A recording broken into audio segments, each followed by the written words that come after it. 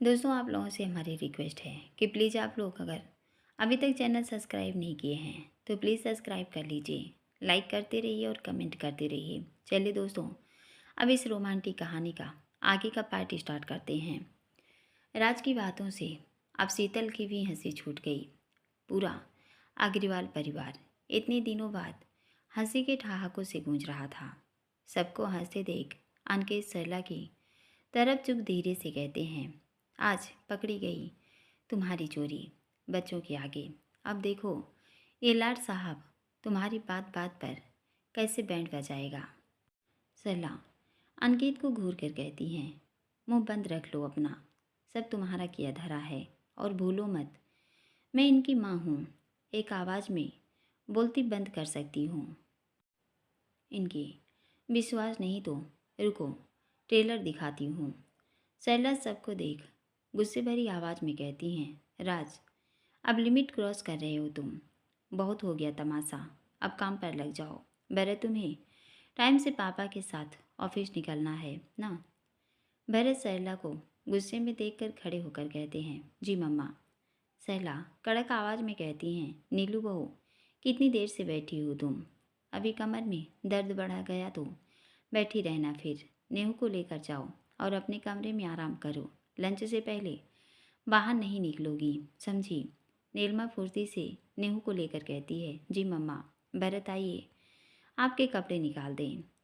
शीतल तो सरला को गुस्से में देख किचन की तरफ बढ़ती उससे पहले ही सरला ऊंचे स्वर में कहती है, ए राज की सोना रुको वहीं पर। शीतल पूछे पीछे मुड़ दबी आवाज़ में कहती है, जी माँ। सरला राज को घूरते हुए शीतल के पास आकर कहती हैं, कल से अपने स्कूल जाओ, आगे छुट्टी की ज़रूरत पड़ेगी तुम्हें। और हाँ एक बात, अपने पति को समझा देना, उसके केस के सारे कायदे कानून उसके माँ के चलेंगे, बाप के नहीं, समझी। राज की भी अपनी आई बिंग करके कहता है, बाप के तो मेरे टाइम ही नहीं चली मम्मा, लेकिन मैं ज़रा अगड़ी किस्म का जिद्दी, आपकी कार्बन कॉपी। यहाँ बच्चों भी माँ और दादी की नहीं, उनके डोडो की चलेगी। मेरी सिंड्रेला के लिए हर फैसला उसका डोडो लेगा मम्मा। डुबरी फ्रैंक राज अपनी बेटी के लिए खुद फैसले लेगा। वैसे आप अभी से चिंता मत करिए, ये बात की बात है, अभी ऐसा कुछ नहीं, इसलिए सपने मत देखना।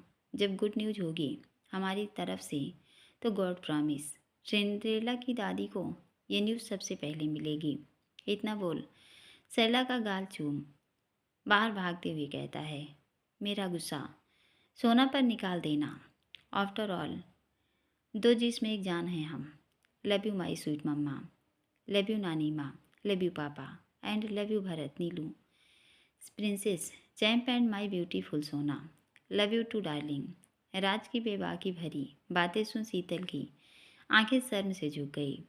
वहीं सरला अनिकेत की तरफ देख हंसते हुए कहती हैं, गलती से उस रात फिल्म के बाद आपने जो कड़वा नमकीन मीठा खाना एक साथ खिलाया था ना मुझे, ये सब लाड साहब उसी का फ्यूजन है। कौन कहेगा माई से दे के कि शादीशुदा है, कल को बाप बन जाएगा, लेकिन आदत नहीं सुधरेगी इसकी।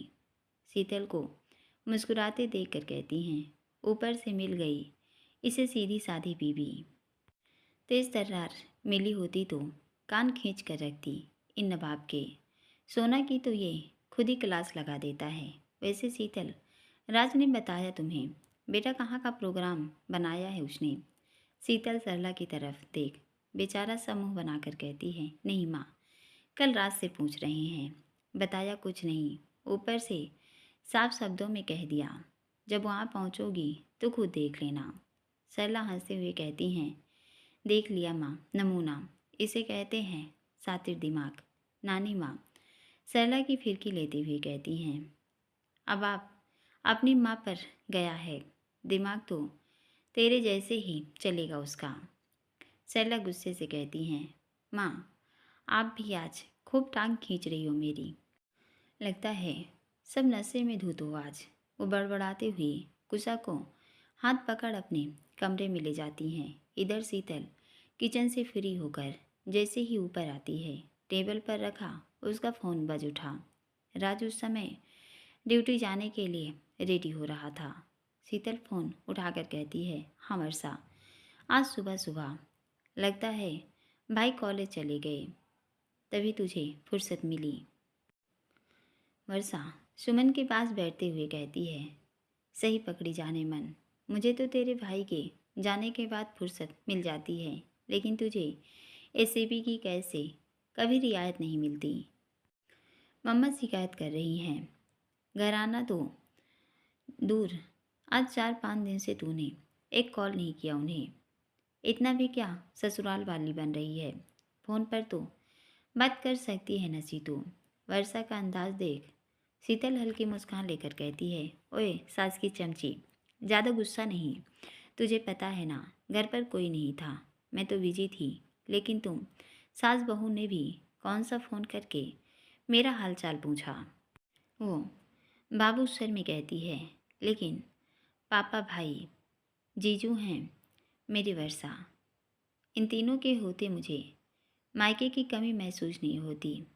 तीनों कितने भी बिजी हों, दिन में एक कॉल ज़रूर करते हैं मुझे। मम्मी से कितने दिन हो गए बात नहीं हुई।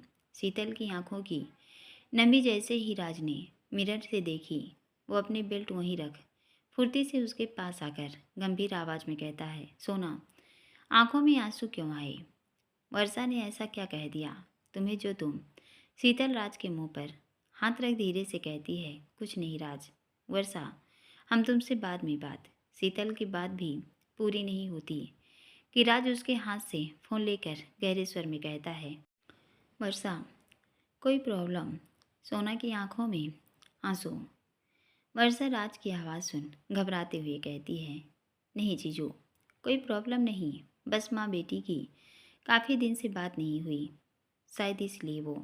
राज शीतल को एक हाथ से अपनी बाहों में लेकर कहता है, वर्षा, मम्मी आज पास में हैं तो बात करवाओ मेरी।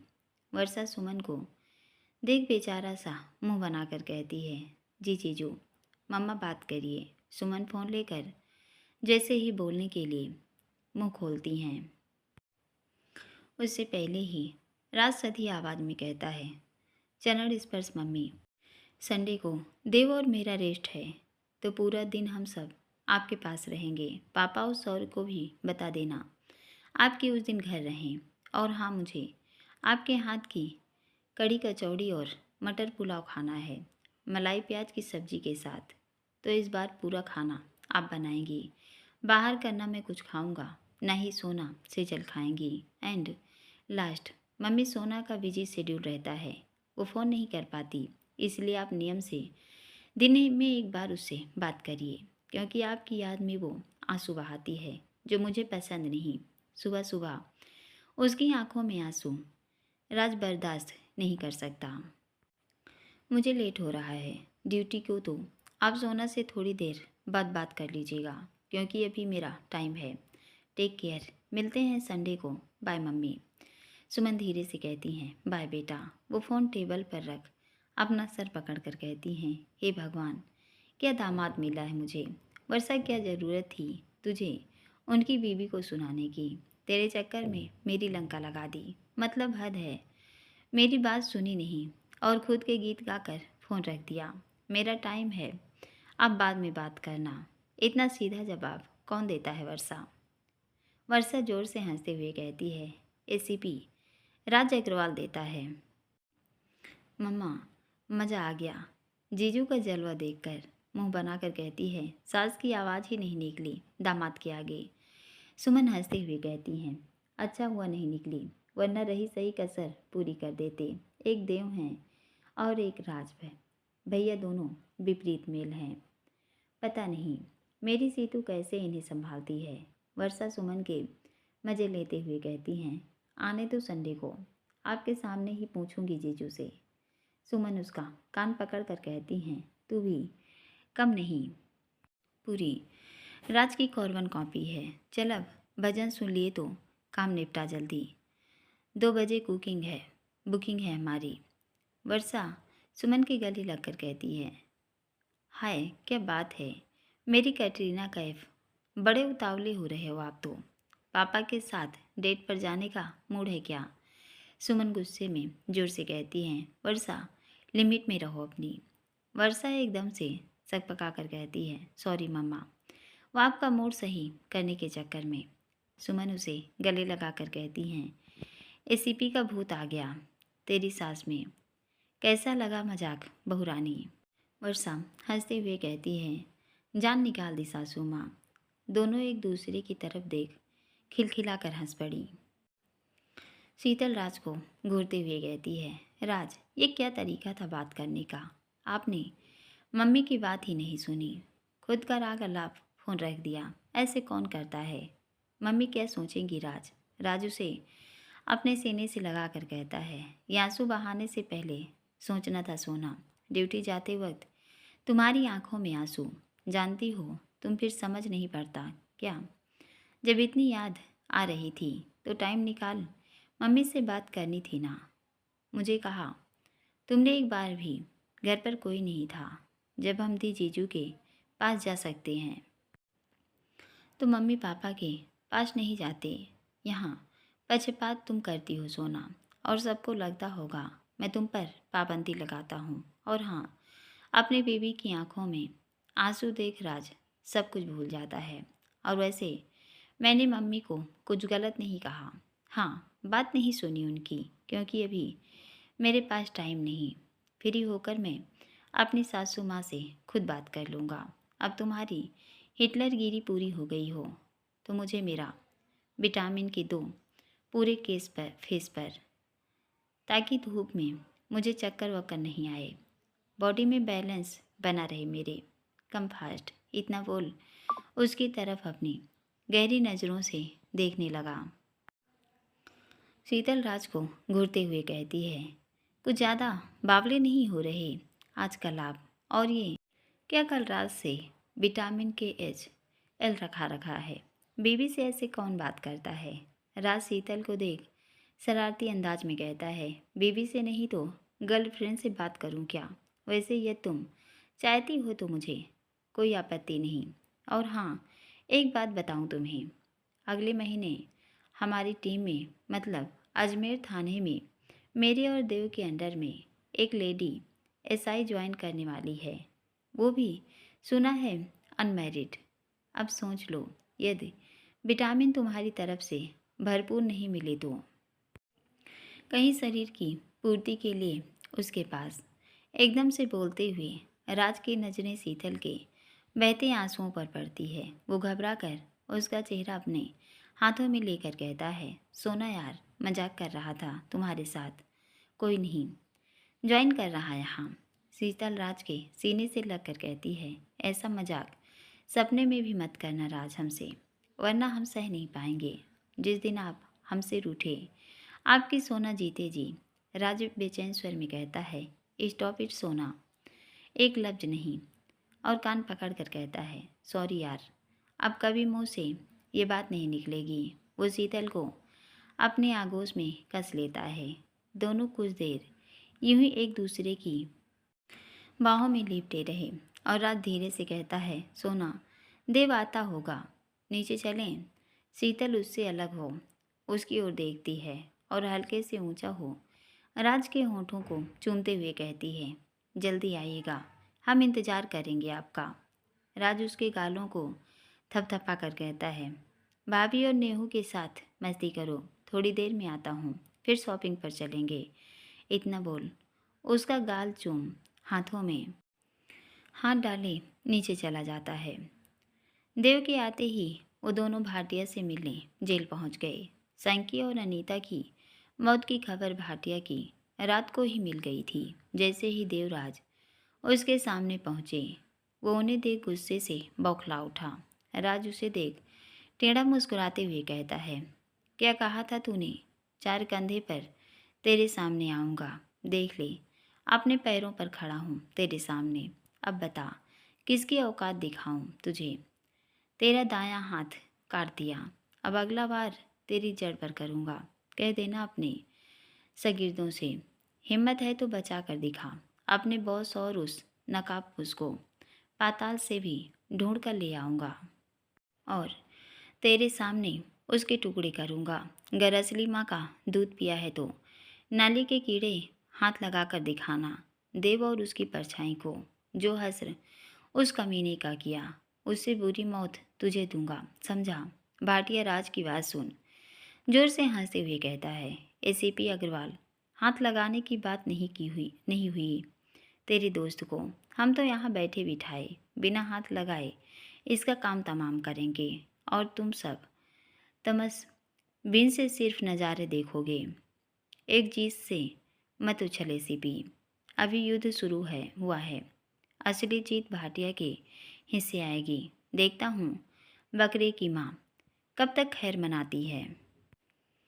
आराम कर अभी, क्योंकि अब भाटिया जल्दबाजी में नहीं एक उचित मौके की तलाश करेगा। सब्र रखूँगा क्योंकि इस बार तुम्हारा पक्का इंतजाम करना है, सोचने का मौका भी नहीं मिलेगा और तुम दोस्तों का काम तमाम। भाटिया की बात सुन राज का चेहरा गुस्से से लाल हो गया, आंखें क्रोध से लाल हो गई, आग उगलने लगी। वो अपने दांतों को पीस उसका गिरेबान पकड़ बैरक की सलाखों पर रगड़ते हुए कहता है, साला धमकी देता है राज अग्रवाल को। कान खोल कर सुन ले, तेरे जैसे कई टटपुंजियों को जीते जी नरक के दर्शन करवाए हैं, सीधा यमराज से भेंट करवाई है। तू बहुत उतावला हो रहा है ना, तो बेटा तू खैर मना अपनी, क्योंकि तेरी पूरी जड़ राज अग्रवाल काटेगा, समझा। दिन में सपने देख जल्दी पूरे होंगे। इतना बोल जोर से उसे दीवार की तरफ धक्का देकर कहता है, चल देव यहाँ से। वो देव का हाथ पकड़ वहाँ से बाहर निकल जाता है। राज के प्रहार से भाटिया के सर में चोट लग गई, जिससे खून रिसने लगा। जेलर पांडे को इशारे से डॉक्टर से फर्स्ट एड कराने का बोल वहाँ से निकल गया। देव बाहर आकर उससे हाथ छुड़ाते हुए गुस्से से कहता है, राज ये क्या किया तूने? देखा उसके सर में चोट लग गई, अभी ज़्यादा कुछ हो जाता तो पता है तुझ पर केस बन जाता। और राज गुस्सा कम किया कर थोड़ा, उसका तो काम है तुझे उस्काना। तू गर्मी में आकर कुछ गलत करे, यही तो वो चाहता है यार, तू समझता क्यों नहीं? राज गुस्से में कहता है, सब समझता हूँ, दूध पीता बच्चा नहीं जो मेरे को समझा रहा है। सारे कायदे कानून जानता हूँ, इतने सालों से कच्ची गोलियाँ नहीं खेली। पुलिस की वर्दी पहन, कोई गहरी चोट नहीं दी है उसे, समझा। ये कोई भी तेरे लिए गर अनाप शनाप बोलेगा तो राज उसका क्या हाल करेगा, ये तुझे वक्त बताएगा। मैं थाने जा रहा हूँ, अब इसके पास नहीं आऊँगा। लेकिन यदि इसने गलती से भी कुछ गलत कर दिया तेरे साथ तो कह देना, तेरे बॉस को राज जिंदा नहीं छोड़ेगा इसे। इतना बोल दो को एक नज़र देख ऊंची आवाज़ में कहता है, पांडे यहीं रहना है, इसके साथ तो मैं निकलूं।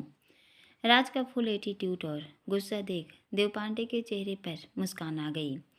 राज दोनों को घूर कर कहता है, बत्तीसी दिखाना बंद करो अपनी। पता है रामदेव का दंत कांति इस्तेमाल करते हो। चल रहा है तू पुराने अड्डे पर चाय पीने या मैं जाऊं? देव उसका पीछे से कॉलर पकड़ अपनी ओर खींच कर कहता है, साले एक दो मकान के पीछे यदि मुझे तेवर दिखाए तो सीधे से बोलना ब्लैक कॉफ़ी पीनी है। जरा सा कोई कुछ बोल दे हेडक शुरू हो जाता है, नौटंकी कहेगा। चाबी दे गाड़ी की, वरना गुस्से में सिग्नल तोड़ देगा। देव की बात सुन राज के चेहरे पर मुस्कान आ गई। तीनों देव की गाड़ी में सवार हो अपने पुराने अड्डे निकल गए। गोयल भवन में राजेंद्र जी नाश्ते की टेबल पर बैठ, पायल अपनी मम्मी को नाश्ते के लिए ले आओ, मुझे कुछ ज़रूरी बात भी करनी है सरू से। पायल खड़े होकर कहती है, जी पापा। वो शिरीखा को वाकर के सहारे धीरे धीरे डाइनिंग तक लाती है। सुरेखा के बैठते ही सर्वेंट ने सबका नाश्ता प्लेट में लगा दिया। राजेंद्र जी सुरेखा के आगे जूस का गिलास रखते हुए कहते हैं, सरू कोई प्रॉब्लम तो नहीं? चलने से कमर में जोर या दर्द तो नहीं है? सुरेखा शांत लहजे में कहती हैं, इतने दिन से बिस्तर पर थी, थोड़ा तो दर्द होगा, लेकिन चलोगी नहीं तो पूरी बिस्तर पर आ जाऊंगी। टेंशन मत लो, मैं ठीक हूँ। ज़्यादा दर्द हुआ तो डॉक्टर की दवाई है। आप बोलिए, क्या बात करनी है मुझसे? राजेंद्र जी सुरेखा को देख गहरी आवाज़ में कहते हैं, अगले महीने की 10 तारीख को हमारी गुड्डा 1.25 महीने की हो जाएगी और करण की ट्रेनिंग का भी 1 महीना पूरा हो जाएगा, तो उसे भी 2 दिन की लीव मिल जाएगी। इसलिए मैंने आरती केसु की बिटिया का नामकरण संस्कार हमारे किशन गिर वाले फार्म हाउस पर करने का सोचा है। तुम्हें भी तब तक काफ़ी आराम मिल जाएगा। मेरे घर की दूसरी पीढ़ी का आगमन हुआ है। ज़्यादा बड़ा तो नहीं, लेकिन एक फैमिली गेट टुगेदर हम कर सकते हैं। तुम बताओ। सुरेखा अपना जूस का गिलास उठाकर कहती हैं, जब आपने सब तय कर लिया है तो मुझसे पूछने की क्या ज़रूरत है। जो मर्जी आए करो। आपकी पोती है, जैसे मकान उसके नाम किया वैसे सब कुछ दे दो। कौन रोकेगा आपको? राजेंद्र जी सख्त लहजे में कहते हैं, सही कहा तुमने सरू। पोती मेरे अकेले की है तो फिर इस हिसाब से तुम्हारा और मेरा रिश्ता भी कोई मायने नहीं रखता तुम्हारे लिए। ठीक है, जैसा तुम्हें ठीक लगे करो। मैंने बताना जरूरी समझा तुम्हें। अब आना या नहीं आना ये तुम्हारी मर्जी है, लेकिन मैं अपनी पोती का फंक्शन बड़े धूमधाम से करूँगा, ये तय है। लंच डिनर टाइम से करके दवाई खाकर आराम करना।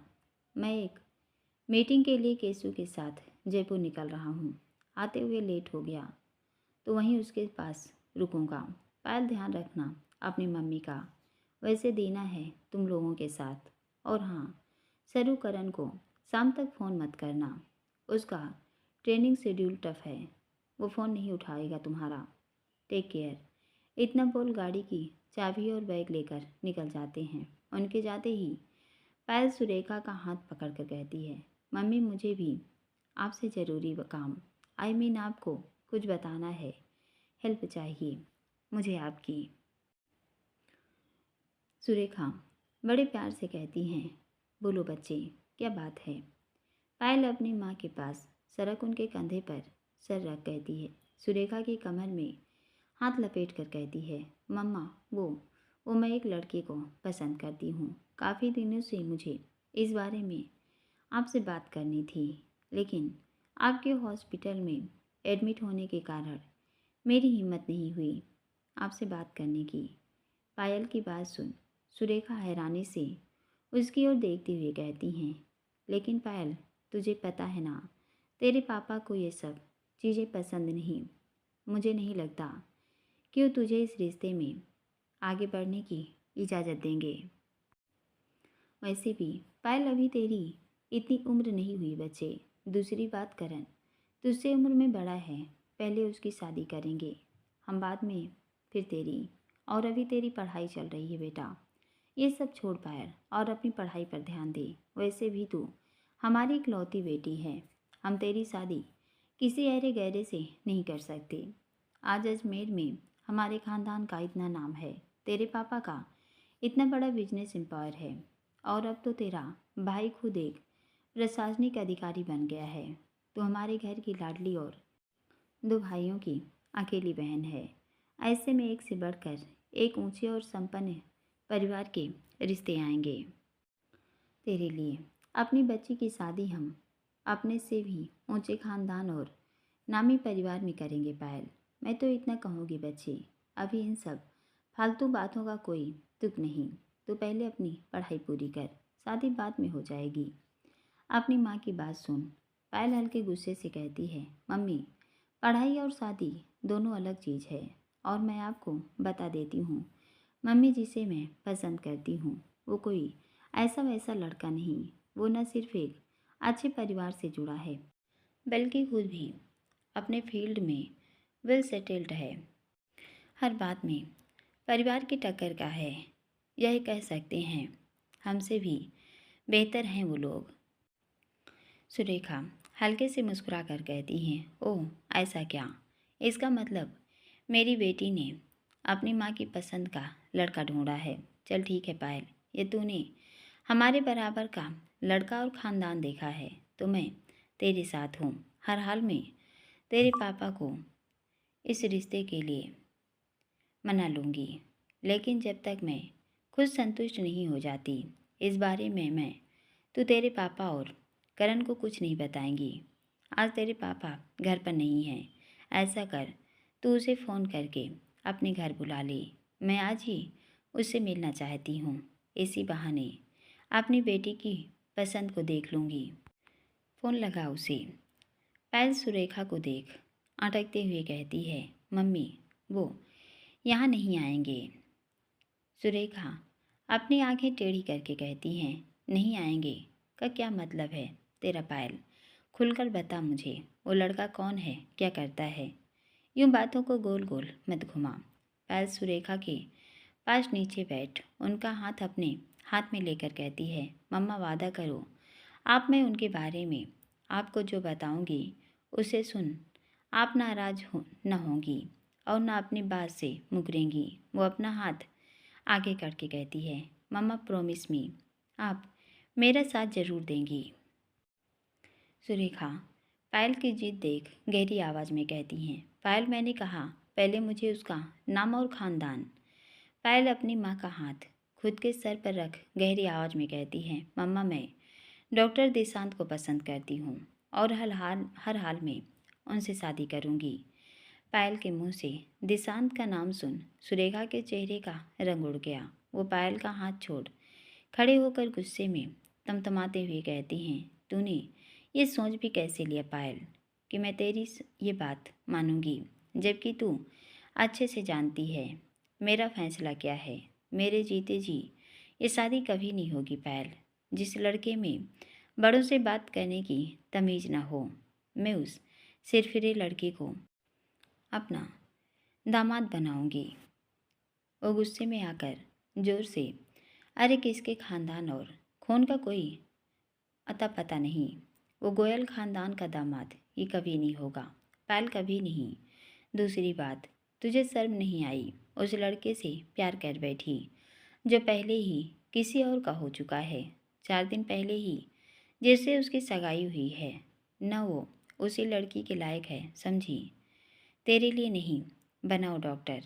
पायल भी सुरेखा को गुस्से में देख गुस्से से कहती है, प्यार खानदान और खून देख कर नहीं होता मम्मी, और दिशांत को डॉक्टर अक्षत मित्तल का नाम मिला हुआ है समझी आप, जो हमसे भी कहीं ज़्यादा सम्मानित व्यक्ति हैं हमारे समाज में।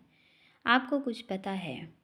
दोस्तों पार्ट कैसा लगा प्लीज़ कमेंट करके बताइए, और पूरा पार्ट सुनने के लिए बहुत बहुत धन्यवाद। दोस्तों कमेंट में किसी का नाम मत लिखिए, और चैनल पर नए हैं तो सब्सक्राइब कर दीजिए। धन्यवाद।